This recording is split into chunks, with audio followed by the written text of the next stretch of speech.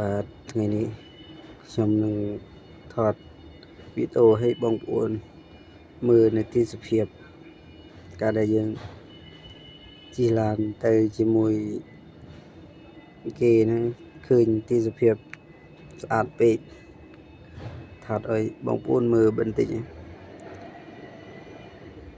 ទេសភាពស្អាតមែនហើយត្រូវនឹងយើងទៅ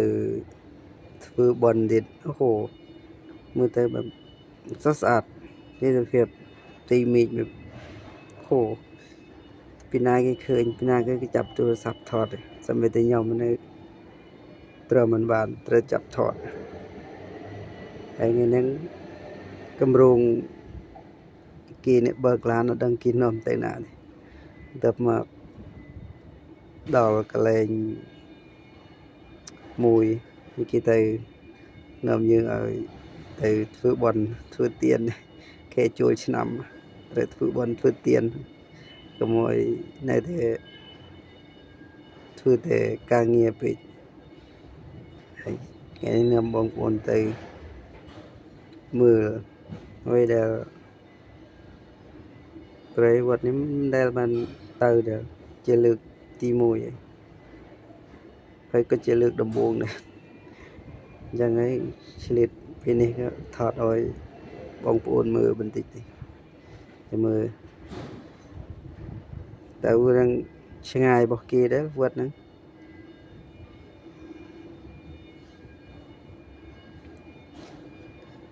ហើយ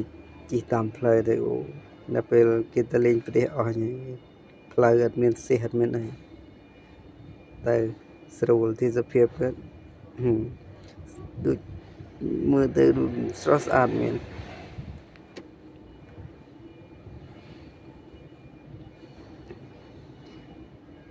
ដល់ថ្នាក់ត្រឹមមិនបានទេត្រូវចាប់ទូរស័ព្ទមកថតឃើញដូចជាធម្មជាតិស្រស់ស្អាតពេកចឹងហើយក៏ចាប់ថតដែរទីទៀតខ្ញុំនឹងឲ្យបងប្អូនមើលនៅវត្តមួយដែលគេហៅអីដែរខ្ញុំអត់ចេះថៃចាំមើលខ្ញុំដាក់នៅលើអេក្រង់ឲ្យបងប្អូនអានអ្នកដែលគេអានថៃបានខ្ញុំជឿទេថាមានបងប្អូនខ្មែរយើងអាចจะទៅច្រើនហ្នឹងវត្តហ្នឹងនេះចាំមើលទាំងអស់គ្នានេះឥឡូវក៏បានមកដល់វត្តដែលខ្ញុំនិយាយពីដើមដំបូងមកណាចូលមកក្នុងវិហារនេះក៏ថ្វាយកុំព្រះថ្វាយអីរួចអង្គុយលេងហើយបាត់ក្តៅហើយអង្គុយមកព្រះធ្វើស្អាតមែនព្រះនៅកន្លែងក្នុងព្រះវិហារគេឆ្លាស់តិចចូលមកក្នុងយ៉ាងដូចគេថាយើងធ្វើបន់ធ្វើទានហើយក៏តិចប្រជុំ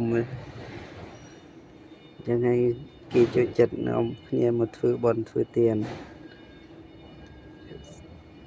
សំកុសលហ្នឹងគេនិយាយនឹងសំកុសល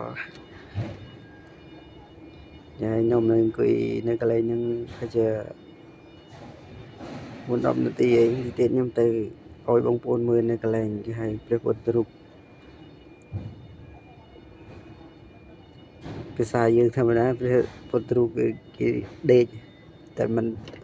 តែក៏ធំព្រះពុទ្ធរូបគេហ្នឹងហើយចាំមើលហើយមានបងប្អូនមកច្រើនណាគេមកធ្វើបុណ្យនៅវត្តតែខ្ញុំលើកដំបូងដែរមកវត្តហ្នឹងដែរនេះទៀតខ្ញុំនឹងចេញពីដែលចេញពីព្រះវិហារនេះទៅចុះទៅក្រោមហើយដើរទៅខាងក្រោយទៀតហើយគេថាមានដូចថាមានធម្មដូចផ្សារណាតវាអីតែភាគច្រើន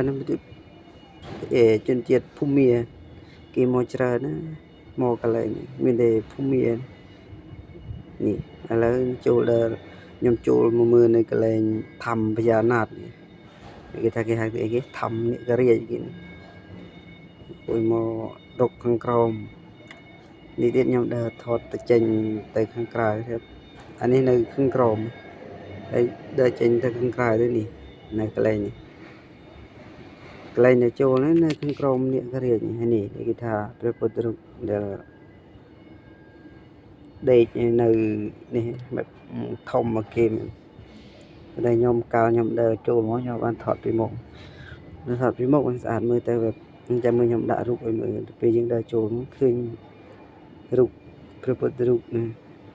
ដេកនៅនេះមើលថតពីមុខមកបានបែបស្រស់ស្អាតមែនដូចជានិយាយស្អាតចូលមកតែកាលខ្ញុំមកលេងនេះក្តៅពេកម៉ោងពី10ម៉ោង1អីក្តៅអូមែនក្តៅខ្ញុំថតទាំងក្តៅចង់ឲ្យបងប្អូនយើងអ្នកយើងបានឃើញគេពីណាគេអាចចង់មកលេងនៅវត្តនេះក៏អាចមកលេងមកមើលអីបានហើយទីសភាពស្អាតមានច្រើនមនុស្សមកមើលច្រើនណាស់នោះគេនៅអង្គុយនៅក្នុងនេះច្រើនជាងគេដើរចេញក្រៅព្រោះមេឃក្តៅពេកវីដេអូក៏មានតែប៉ុណ្្នឹងឯង